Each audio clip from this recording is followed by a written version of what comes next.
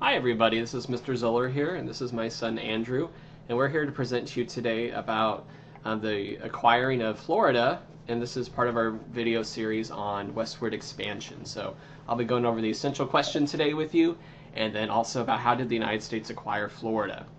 Remember, for our essential question we're looking at is how justifiable was the United States expansion in the 1800s. So for this video, think about whether you felt the United States had the right reasons and had the ability to actually take over Florida.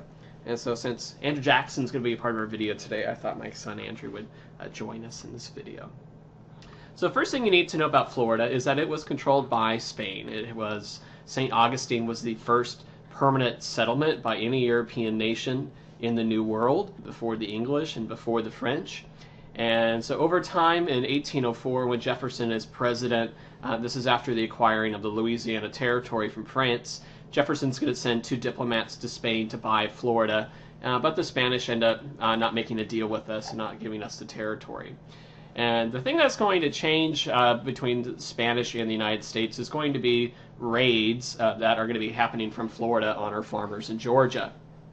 And so what is happening is we're having slaves that are running away from their masters in the south, in the states near Florida, running south into those states, or leaving our states, going into Florida, and then they're being, the ex-slaves or runaway slaves are being helped by the Seminoles tribe that's living there in Florida, and then they are conducting hit-and-run raids crossing the Spanish territory border into the United States, burning farms, kidnapping more slaves. And so farmers in the United States are demanding that the government stop these attacks and also to pay for all the damages that they've incurred from the loss of their slaves, the loss of their property, which are slaves as well, and then also of their land.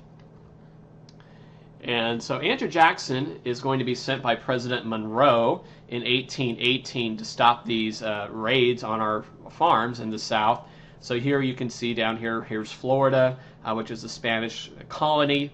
And Andrew Jackson was given orders to defend the border of Georgia over here and to prevent any more raids. And if there were Seminole Indians that crossed the border, he would have the right to go and chase after them and attack them, but he wasn't to invade the colony, the Florida colony, at all. But he decided to do it anyway, and he marched into Florida with 1,700 troops.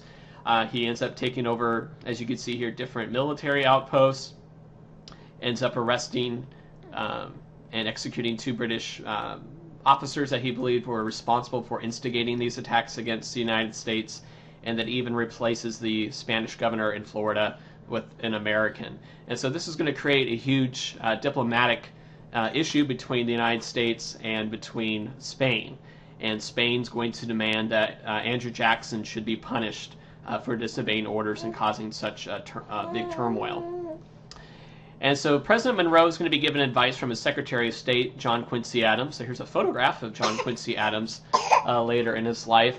And he suggested to President Monroe that to tell Spain that if this is your territory, if Florida is your territory, then you need to govern it properly.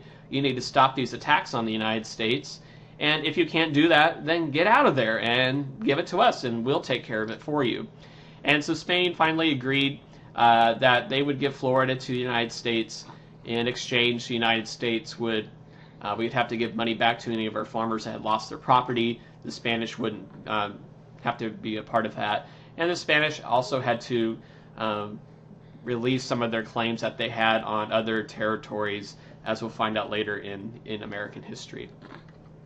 And so in 1819, we'll have this territory will be now a part of the United States. It won't become a state quite yet. We'll get to that a little bit later.